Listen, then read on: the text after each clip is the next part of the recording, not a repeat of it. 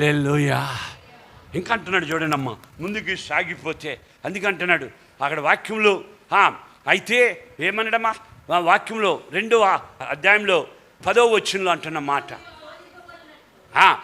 అయితే ఒక్క మాట మనకు చెప్తున్నాడు అక్కడ కిందలో, మరణము వరకు నమ్మకంగా ఉండు. స్తోత్రాలు. అమ్మ, ఎవరేమంటుండ్రో నీకు అనవసరం, ఎవరేమంటుండ్రో నీకు అనవసరం. నిందలు వచ్చాయా, అవమానాలు వచ్చాయా, బాధలు వచ్చాయా, కష్టాలు వచ్చాయా, నువ్వు మాత్రం నమ్మకంగా ఉండు. హల్లెలూయా చెప్తామా. నువ్వు మారకో, నువ్వు మారకో, నువ్వు మారకో, నువ్వు నమ్మకంగా ఉండు. ఎందుకంటే బైబిల్లో అమ్మ జాగ్రత్తగా వినమ్మా, ఒకే ఒక్క దగ్గర రాయబడిన ఒక మంచి మాట ఏంటంటే, నమ్మకమైన వానికి దీవెనలు మెండుగా దొరుకును. హల్లెలూయా చెప్తామా. నమ్మకం, ఆ మాట నాకు బలిష్టం. నమ్మకమైన వానికి దీవెనలు కావాలన్న వాళ్ళందరూ చేతులు ఎత్తండి, ఆశీర్వాదాలు కావాలన్న వాళ్ళందరూ చేతులు ఎత్తండి. వండర్ఫుల్. అంతము వరకు నిందలే రాని, అవమానాలే రాని, బాధలే రాని, కష్టమే రాని, దూషణలే రాని, శ్రమలే రాని, బైబిల్ అంటుంది నమ్మకంగా ఉండు. నువ్వు మారబక్క. Glory to God. ఎందుకంటే నీ శ్రమ, నీ కష్టం, నీ బాధ నేను చూసా. హల్లెలూయా చెప్తామా. ఇప్పుడు ఏమంటున్నాడు అక్కడ, ఏమంటున్నాడో చూడండి. కనుక వాక్యంలో దేవుడే అంటున్నాడు. హెబ్రీలకు రాసిన పత్రిక 10వ అధ్యాయం 35వ వచనంలో,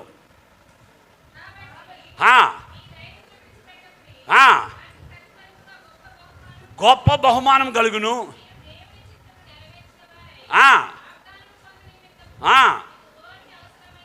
హల్లెలూయా చెప్దామా. కనుక మీరు ధైర్యంగా ఉండండి. బైబిల్ అంటుంది ఏమంటున్నామా, మీరు ధైర్యంగా ఉండండి, మీకు బహుమానం ఇవ్వబోతా ఉండ. హల్లెలూయా. ఈ ఆరాధనలో అమ్మ, ఈ ఆరాధనలో మీ అందరికి గుడ్ న్యూస్ ఏంటంటే 24లో దుఃఖపడిన వాళ్ళందరూ కూడా 25లో సంతోషపడబోతున్నారు. మీ దుఃఖం సంతోషంగా మార్చబోతుంది ఆయన. హల్లెలూయా చెప్తామా. మొదటిగా మన క్రియలు చూశాడు, రెండవదిగా మన శ్రమను చూశాడు, మూడవదిగా 2వ అధ్యాయం 9వ వచనంలో నీ దరిద్రతను నేను ఎరుగుదును. వండర్ఫుల్. మన ఆర్థిక ఇబ్బందులు ఆయనకి తెలుసు. అందుకే 3వ అధ్యాయం ఆ మాట అంటున్నాడు చూడండి, 17వ వచనంలో, నీవు దరిద్రుడివి, దౌర్భాగ్యుడువు, దిక్కుమాలిన వాడవు, దరిద్రుడవు, గుడ్డివాడవు, దిగంబరుడివై ఉన్నావు. చాలమ్మా, అర్థమైందా? మనం ఎంత దరిద్రులమో ఆయనకి తెలుసు. మన ఆర్థిక ఇబ్బందులు తెలుసు, మన కష్టాలు తెలుసు, మన బాధలు తెలుసు. Wonderful God. మన దగ్గర ఏమీ అందుకంటాడు, ఇందాకలే చెప్పిన నీ శక్తి కొంచెమయ్యున్నదని నాకు తెలుసు అంటున్నాడు అక్కడ. అమ్మ, 3వ అధ్యాయంలో మనం చూసాం కదా, 8వ వచనంలో, నీకున్న శక్తి కొంచెమే. వండర్ఫుల్. అంటే నీ రిసోర్సెస్ దేవుడికి తెలుసు, నీ రిసోర్సెస్ దేవుడికి తెలుసు. నీ ఆదాయం ఎంత, నీ ఖర్చులు ఎంత, నీ అప్పులు ఎంత, నువ్వు బాడుగులు కట్టుకోవాలి, ఫీజులు కట్టుకోవాలి, నీ సమస్యలన్నీ ఆయనకి తెలుసు. అయినా ఏమన్నాడు తెలుసా? ఏమన్నాడు చూడండి అక్కడ వాక్యంలో, నీవు దరిద్రుడివే. 9వ వచనంలో, అమ్మా నీవు దరిద్రుడే, నీ దరిద్రతను నేను ఎరుగుదును, ఆయనను.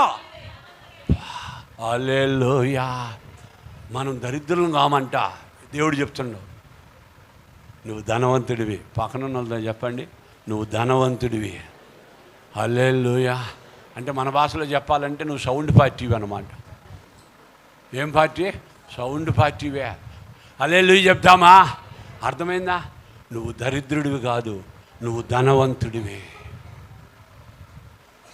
ఎవరివండి? అవును. కొన్ని మనకే ఆశ్చర్యం వేస్తుంది. చాలామంది అమ్మా చెప్తున్న మాటలు వింటే నాకే ఆశ్చర్యం. అయ్యగారు 3 రోజుల్లో పెళ్ళి. అయ్యగారు ఎన్ని రోజుల్లో పెళ్ళి అంట? చేతిలో సిల్లి గవ్వలేదు అయ్యగారు. అప్పుడు పెళ్ళి ఎలా చేశావు? 3 రోజుల్లో పెళ్ళి పెట్టుకొని చేతిలో డబ్బులు లేకపోయినా పెళ్ళి గ్రాండ్గా చేస్తుంటా. హల్లెలూయా చెప్తామా. దారిలో వెళ్ళాను అయ్యగారు, ఒక ఆమె కనబడ్డదండి. మనకెవరు కనబడిన అంటున్నారు, వాళ్ళకి కనబడుతుండ్రు పాపం. మనం రోజు దారిలో వెళ్తున్నాం, మనకు ఎవరు కనబడిన అంటున్నారు. వాళ్ళు వెళ్తే కనబడ్డారంట, ఇంటికి వచ్చి ఇచ్చిండ్రంట. హల్లెలూయా. ఏంటమ్మా నీకు 2 లక్షలు కావాలా, 3 లక్షలు కావాలా? స్తోత్రాలు. పంపినోడు దేవుడు కదా, పంపినోడు దేవుడు కదా. హల్లెలూయా చెప్తామా. మన దరిద్రత దేవుడికి తెలుసు, మన పేదరికం దేవుడికి తెలుసు, మన అప్పులు దేవుడికి తెలుసు, మన ఆర్థిక సమస్యలు దేవుడికి తెలుసు. అదే సమయంలో దేవుడు అంటున్నాడు, నువ్వు దరిద్రుడు కావు, నువ్వు ధనవంతుడివే. హల్లెలూయా. మనం ధనవంతులు ఎలాగవుతాం? మన దగ్గర డబ్బు లేదు, మనం ధనవంతులు ఎలాగవుతాం? మన దేవుడు ధనవంతుడు. ఫిలిప్పీ పత్రికలో ఆ మాట రాస్తున్నాడు చూడమ్మా, ఆయన తన ఐశ్వర్యము చొప్పున మీ ప్రతి అవసరతను తీర్చును. హల్లెలూయా చెప్దామా? ఆయన మీ ప్రతి అవసరతను ఆయన ఏం చేస్తాడంట?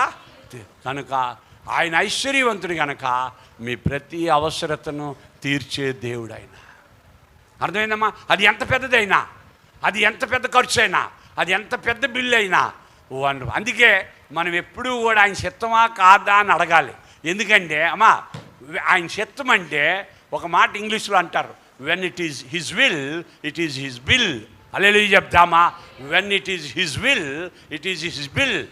అంటే ఆయన విల్ చేస్తే ఆయన బిల్ ఆయనే చూసుకుంటాడు. ఇంకా when it is his will it is his bill. కనుక విల్లు బిల్లు కలిసి వెళ్తాయి. మనం ఆయన చిత్తం చేయకపోతేనే టెన్షన్ అవ్వాలి. ఆయన చిత్తం చేస్తున్నంత వరకు నెమ్మదిగా ప్రశాంతంగా, అది ఎంత ఖర్చు అయినా, అది ఎంత అప్పు అయినా, అది ఎంత ఇదైనా ఎవరు చూసుకుంటారో? దేవుడు చూసుకుంటాడు. కారణం ఆయన ఐశ్వర్యవంతుడు. హల్లెలూయా చెప్దామా? మనం సంధించే దేవుడిగా చూడగలుగుతున్నాం. కనుక ఆయన్ని ఆశ్రయించేవారు ఉదయించే సూర్యుడిలాగా వెళ్తారంట. అంటే ఏంటి? ఉదయాన్న వచ్చే సూర్యుడి కన్నా మధ్యాహ్నంకి వచ్చేసరికి ఎండ ఎక్కువ అవుతుందా తక్కువ అవుతుందా? అలాగే నీ ఆర్థిక వనరులను, నీ యొక్క పరిస్థితులను దేవుడు మెరుగుపరుచుకుంటూ వెళ్తాడు. రాను రాను మనం బాగుండబోతా ఉన్నాం. హల్లెలూయా చెప్దామా? సో 24 కన్నా 25 నువ్వు బాగుండబోతా ఉన్నావు. దేవుడు మనల్ని ఆశీర్వదించబోతాను. ఆయన ఆశ్రయించు వారు ఉదయించు సూర్యుడిలాగా వెళ్ళబోతున్నాం. మన మీద సిరులు కుమ్మరించబోతా ఉంది ఆయన. హల్లెలూయా చెప్దామా? కనుక దేవుని జనాంగమా, మన క్రియలను చూశాడు, మన శ్రమను చూశాడు, మన దరిద్రతను చూశాడు. ఇక 4వదిగా 2వ అధ్యాయం 19వ వచనంలో ఆయన నీ క్రియ, నీ ప్రేమ, నీ విశ్వాసంతో పాటు నీ పరిచర్యను చూశాడు. వండర్ఫుల్. నువ్వు దేవుడి కోసం చేసిన పరిచర్య దేవుడు చూస్తూ ఉండు. నీ పరిచర్య దేవుడు చూస్తున్నాడు. అది చాలా ఇంపార్టెంట్ ప్రియులారా. ఎందుకంటే ఏమి చేసిన కొలస్సీ పత్రిక 3వ అధ్యాయంలో రాయబడిన మాట ఏంటంట, మనుష్యుల నిమిత్తం కాక ప్రభువు నిమిత్తమని మనస్ఫూర్తిగా చేయడి. చాలమ్మా.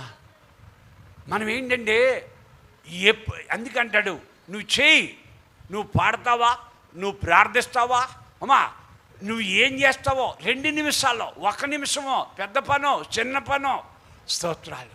పరిచర్య అశ్రద్ధ చేయబాక. అందుకే బైబిల్ అన్నది, అమ్మ ఇంకెవ్వరికి అనలే, అమ్మ డబ్బులు ఇవ్వకపోతే శాపం అనలే, జాగ్రత్తగా ఉండమ్మా, కానుకలు ఇవ్వకపోతే శాపం అనలే, డబ్బులు ఇవ్వకపోతే శాపం అనలే, లేకపోతే గుడికి రాకపోతే శాపం అనలే. కానీ ఒకటన్నాడు, యెహోవా కార్యం, చెప్పండి, యెహోవా కార్యం అశ్రద్ధగా చేయువాడు గ్లోరీ టు గాడ్.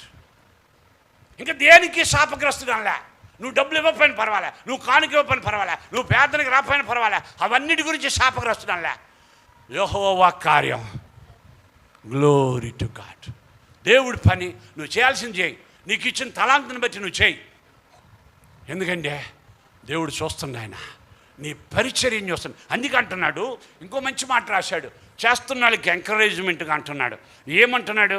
ఇంకా అంటున్నాడు 2వ అధ్యాయం 19వ వచనంలో ఏమంటున్నాడంటే, అమ్మా అక్కడంటాడు, నీ మొదటి క్రియల కన్నా, అబ్బా వండర్ఫుల్ గాడ్, నీ మొదటి క్రియల కన్నా, చెప్పండి అమ్మా, నీ మొదటి క్రియల కన్నా నీ కడపటి క్రియలు అంటే సంవత్సరానికి మన పరిచర్య పని పాటలు ప్రార్థన చేయడం, దేవుడి కార్యాలు ఎక్కువ చేయాలా తక్కువ చేయాలా?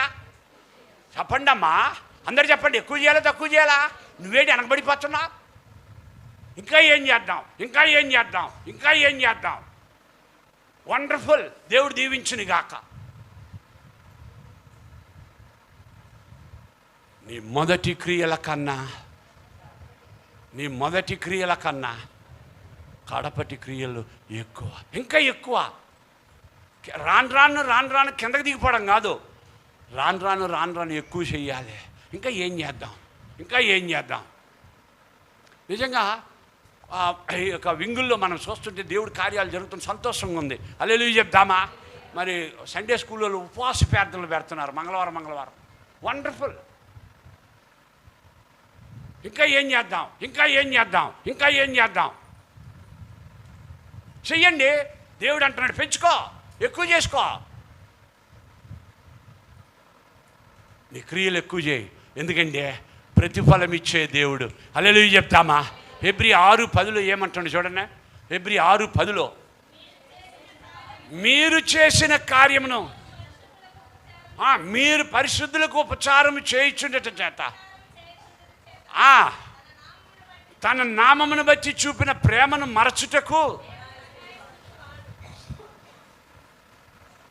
కనుక అంచె దినాల్లో ఉన్నాం, రాకడ దినాల్లో ఉన్నాం, భయంకరమైన దినాల్లో ఉన్నాం. కనుక ఇప్పుడు దేవుడి సేవ కూడా ఎక్కువ చేయాలి ప్రియులారా. హల్లెలూయా చెప్తామా? మనల్ని నమ్మిన యేసయ్యని మనం బాధ పెడతామా? నేనెందుకని నీ సొత్తుగా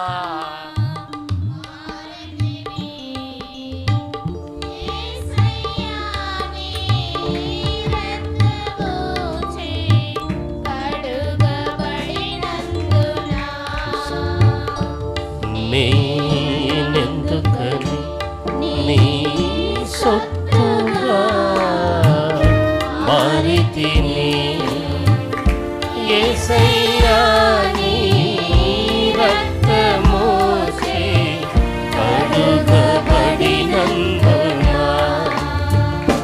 నీ అనాది ప్రణాళికలో హర్షించెను నా హృదయ సీమా. నీ అనాది ప్రణాళికలో హర్షించెను నా హృదయ సీమా. కనుక మన పరిచర్యను దేవుడు పెంచమంటున్నాడు ఇంకా. హల్లెలూయా. అర్థమైందా? ఎన్ని విషయాలు మనం అది కొంతమంది కొన్ని పనులు చేస్తారు, అందులో వాళ్ళకి ఏమని చెప్పాలంటే ఎక్స్పర్ట్స్ వాళ్ళు. హల్లెలూయా చెప్దామా? ఏమ్మా కొన్ని విషయాల్లో బ్యాంక్కి వెళ్తే కరెక్ట్గా మాట్లాడి ఆ డబ్బులు లెక్క పెట్టి ఏమా అది నువ్వే, ఇంకెవరు చేయలేరు. అది టాలెంట్. అది గ్లోరీ టు గాడ్. ఎందుకంటే మా నాయన చేసింది నేను చేస్తా అన్న అవలే. ఎందుకంటే నువ్వు చేయగలిగింది బాగుంది, నీకు అప్పగించింది నువ్వు బాగా చేసుకో. హల్లెలూయా చెప్దామా? పక్కన వాళ్ళతో చెప్పండి, హల్లెలూయా చెప్దామా? నీకు అప్పగించింది నువ్వు బాగా చేసుకో, సంతోషంగా చేసుకో, ఎంత ఎక్కువ చేయాలో చేసుకో. హల్లెలూయా చెప్దామా? రైట్. అవును, నువ్వు చేయగలిగింది అది నీకు ఇచ్చిన భాగ్యం, అది నీకు ఇచ్చిన భాగ్యం, అది నీకు ఇచ్చిన తలాంత్. అందరూ ఇలా చేయలేరు. అది అందరూ తబలా కొట్టగలరా? అందరూ కీబోర్డ్ వాయించగలరా? అందరూ కెమెరా ఎత్తగలరా? హల్లెలూయా. వండర్ఫుల్. కనుక దేవుని జనాంగమా, ఎవరిలో ఎవరికి ఏ పనిలో ఎక్స్పెక్టో అదే బాగా చేయాలి. కనుక దేవుని జనాంగమా, నిజంగా మనకిచ్చిన తలాంతు అది మందే. అమ్మ మీరు అర్థం చేసుకోండి. అనేక మంది సువార్త వినిపించాలని పాటలు ఏం పాడాలో పాటలు చూసుకొని పాటలు సెలెక్ట్ చేసి, ఇప్పటికే దేవుడి కృపను బట్టి మన సంఘానికి 3,000 మంది అంతమంది సబ్స్క్రైబర్స్. హల్లెలూయా చెప్దామా? Glory to God. చూస్తున్న వాళ్ళు ఎంతమంది అంటే అమ్మ ఆరాధనకు వచ్చిన వాళ్ళు ఎంతమంది అయితే చూస్తున్న వాళ్ళు ఎంతమందో. కనుక కమాన్ మనం ఇంకా పరిచయం ఎక్కువ చేయాలి. నేనేం చేయగలను. ప్రకటన గ్రంథం 2వ అధ్యాయం 27వ వచనంలో ఒక మాట పెట్టాడు. అంతము వరకు నా క్రియలు జాగ్రత్తగా చేయువానికి స్తోత్రాలు. అంతము వరకు చేయి. నువ్వు చేస్తున్నది మధ్యలో ఆపబాక, మధ్యలో చేయబాక. నువ్వు చేయాల్సింది నువ్వే చేయి. హల్లెలూయా చెప్దామా? నువ్వు చేయాల్సిందే నువ్వే చేయి. ఎంతవరకు అంట? అంతం వరకు. కొన్నిసార్లు అంతం వరకు చేయగలమో లేదో అంట. చెయ్యాలి. హల్లెలూయా చెప్దామా? ఏం చేయాలి? ఎప్పటి వరకు? అంతం వరకు. Glory to God. చేస్తేనే మనం ఆరోగ్యంగా ఉంటాం. హల్లెలూయా చెప్దామా? దేవుణ్ణి సంతోష పెడతాం, నెమ్మదిగా ఉండగలం. కనుక దేవుడి పరిచర్య చూస్తున్నాడు ఆయన. నువ్వు చేస్తున్న పరిచర్య, నువ్వు చేస్తున్నది ఆయన చూస్తున్నాడు. నీ శక్తి కొంచెమే అయినా, ఏమంటుండమ్మా, నీ శక్తి కొంచెమే అయినా నా కోసం నువ్వు చేస్తున్నావే. ఇంకో దగ్గర అంటాడు, అమ్మ ఆ ప్రకటన గ్రంథంలో మనం చూస్తే సాతాను నివాసం ఉండే స్థలంలో ఎడన్నాడు చూడండి అమ్మ, 3వ అధ్యాయంలో ఆ మాట అంటున్నాడు. అమ్మా నీ శక్తి కొంచెమైనా చదువు.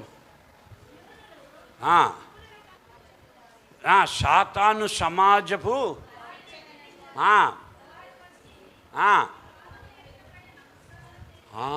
చూసినావా, స్తోత్రాలు. కనుక దేవుని ఇక్కడమ్మా 13వ వచనం, సాతాను సింహాసనం ఉన్న స్థలంలో నీవు కాపురమున్నావని నేను ఎరుగుదును. సాతాను కాపురమున్న ఆ స్థలంలో నా యందు విశ్వాసి అయ్యుండి నన్ను గూర్చి సాక్షి అయిన, స్తోత్రాలు. ఆ స్థలంలో నువ్వు నాకు సాక్షిగా ఉంటున్నావు. దేవుడు చూస్తున్నాడు ప్రియులారా, ఆ స్థలంలో నీవు నాకు సాక్షిగా ఉంటున్నావు. కనుక 4 ప్రాముఖ్యమైన విషయాలు మనం చూసినాం. మొదటిగా ఏమనుకున్నామా, మన క్రియలను చూశాడు. రెండవదిగా మన శ్రమను చూశాడు. మూడవదిగా మన దరిద్రతను చూశాడు. నాలుగవదిగా మన పరిచర్యను చూశాడు. ఆయన మన ఓర్పు, మన సహనం, మన యొక్క ఇది అంతా కూడా చూసుకొచ్చి దేవుడు ఏమంటున్నాడంటే, ఆల్ రైట్, ఇప్పుడు దేవుడు చెప్తున్న మాటలు, ఎంకరేజింగ్గా మనకి చెప్తున్న మాటలు మనం చూస్తే ముందుగా అడు ఏమన్నాడంటే, ప్రకటన గ్రంథం 2వ అధ్యాయం 25వ వచనంలో అంటున్నాడు, నేను వచ్చు వరకు నీకు కలిగి ఉన్న దాన్ని గట్టిగా పట్టుకో. దేవుని వాక్యం అంటుంది, నేను వచ్చే వరకు నీకున్న దాన్ని గట్టిగా పట్టుకో. నీకు ఇచ్చిన తలాంతుని, నీకు ఇచ్చిన రక్షణను, నీకు ఇచ్చిన ఆత్మీయతను నువ్వు కాపాడుకో, పోగొట్టుకోబాక. హల్లెలూయా చెప్తామా? గట్టిగా పట్టుకోవాలంటే ఎలా పట్టుకోవాలమ్మా? గట్టిగా పట్టుకో. నువ్వు వదలకూడదు. ఎందుకంటే ఎవరికీ దొరకంది నీకు ఇచ్చాడు ఆయన. హల్లెలూయా చెప్తామా? ఏ యోగ్యత లేదు, ఏ మంచితనం లేదు. అందుకే ఇంకో మాట కూడా అంటాడు చూడనమ్మా, 2వ అధ్యాయం 10వ వచనంలో కిందనంటాడు, మరణము వరకు నమ్మకముగా ఉండుము. స్తోత్రాలు. మరణం వరకు ఎలాగుండాలంట? స్తోత్రాలు. కనుక మనం ఇదే పట్టుదల, ఈ విశ్వాసం, ఈ నిరీక్షణ, ఈ ఓర్పు, ఈ ఆసక్తి ఆయన వచ్చేంత వరకు మనం ఉండాలి. హల్లెలూయా చెప్తామా? ఊపిరాగే వరకు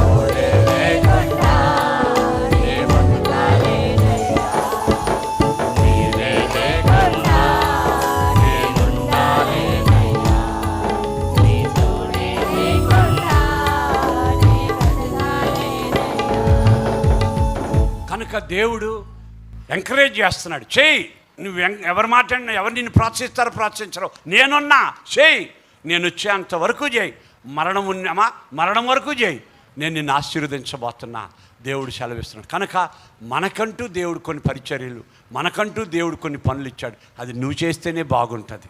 అది నీ చేతులారా జరగాలని దేవుడు కోరుకోండి. నేను ఎన్నోసార్లు చెప్పిన, ఇశ్రాయేలీల్లో ఎంతోమంది ఉన్నా మోషే వరకే 40 సంవత్సరాలు కాసుకున్నాడు ఆయన. హల్లెలూయా చెప్తామా?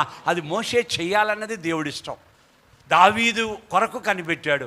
దావీదు అన్ని రాజ్యాలతో పోరాడి ఇశ్రాయేల్ దేశాన్ని నిలబెట్టాడు.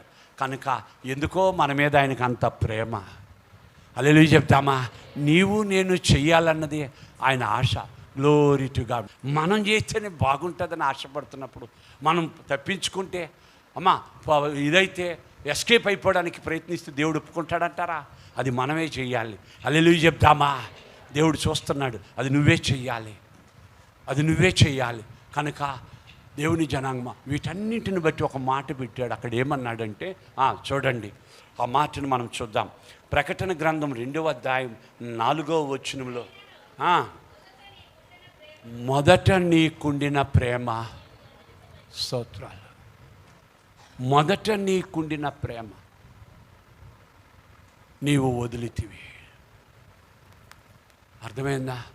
యవన కాలంలో దీన్ని మన భాషలో చెప్పాలంటే యవన ప్రేమ. కొంతమంది బ్రదర్స్ని బట్టి నేను చూస్తే వాళ్ళ యవన కాలాన్ని జ్ఞాపకం చేసుకుంటే ఒక్కరుగా వచ్చి ప్రార్థన గంటల మందిరంలో ప్రార్థన చేసిన రోజులు. నీవు మందిరంలో యవన కాలంలో దేవుని సన్నిధిలో ఏడ్చి అంగలార్చి బైబిల్ ఎలా పట్టుకొని ఎంత భక్తిగా, ఎంత వినయంగా, ఎంత విధేయతగా ఉన్న నీవు ఇప్పుడు ఏమైంది నీకు? బైబిలే తేకుండా కొంతమంది గుడికి వస్తున్నారే, ఏమైంది నీకు? దేవుడు అంటున్నాడు, ఆ మొదటి ప్రేమ వదిలేసావా? నా మీద నీకుండి ఆ మొదటి ప్రేమ వదిలేసావా? ఈరోజు చాలామంది సిస్టర్లు సండే స్కూల్ టీచర్లుగా, బ్రదర్స్ సండే స్కూల్లో ఉంటుందంటే వాళ్ళు యవన కాలం నుండి వాళ్ళకి ఇష్టం. అది యవన కాలం నుండి వాళ్ళకి ఇష్టం. అది ఇప్పుడు కూడా దేవుడు ఏం చేస్తుండమ్మా, పెళ్ళి అయినా కూడా అందులోనే మిమ్మల్ని కంటిన్యూ చేయమంటుండు. కలిగి ఉన్న వాడికి ఇంకా ఇస్తాడంట, లేని వాడికి ఉన్నది తీసేస్తాడంట. హల్లెలూయా చెప్దామా? అర్థమైందా? నీ మొదటి ప్రేమను, దేవుడి మీద నీకుండే ఆ ప్రేమను నువ్వు వదిలేసావేమో. చివరిగా ఒక మాట ప్రియులారా, రిపీటెడ్గా అంటున్న మాట ఏంటంటే, నువ్వు మారు మనస్సు పొందడానికి నీకు చాలా సమయం ఇచ్చా. చూడండి అక్కడ అంటున్నాడు, ఎన్నిసార్లు అన్నాడు. 2వ అధ్యాయం 5వ కిందన అన్నాడు, మారు మనస్సు పొంది ఆ మొదటి క్రియలు చేయు. 2వ అధ్యాయం 16వ వచనం, మారు మనస్సు పొందుము. అలాగే 21వ వచనం,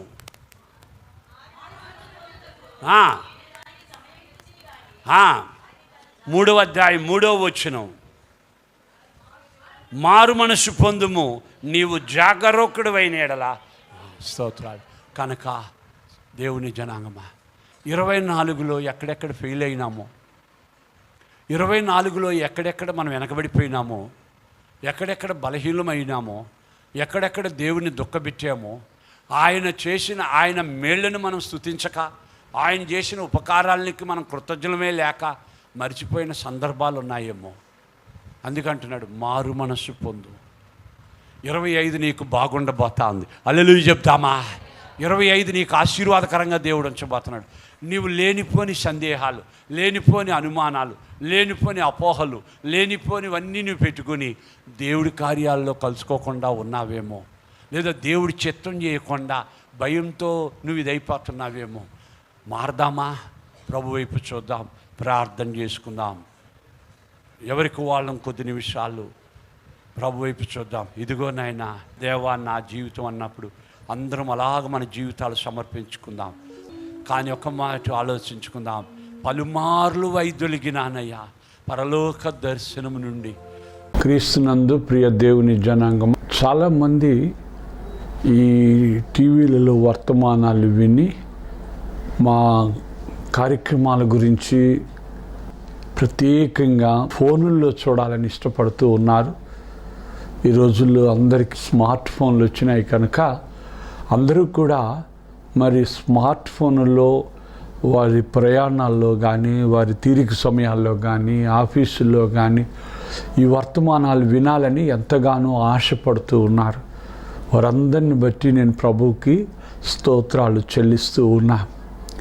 ప్రియ దేవుని జనాంగమా, దయచేసి మీరు వినండి, మీ స్నేహితులకి, ఇరుగు పొరుగు వారికి, తెలిసిన వారికి కూడా పరిచయం చేయండి. యూట్యూబ్లో మీరు రెవరెండ్ డాక్టర్ కేజే కామేశ్వరరావు అని మీరు నా పేరు కొడితేనే వర్తమానాలు వస్తాయి. Reverend doctor KJ Kameswararao Telugu sermons అని కొడితే వస్తాయి. దయచేసి మీరు ఆ వర్తమానాల్ని చూడవచ్చని ప్రేమతో తెలియజేస్తూ ఉన్నాం. ఇందులో డైరెక్ట్గా మేము సిద్ధపరిచి పంపించినవి కొన్ని ఉన్నాయి.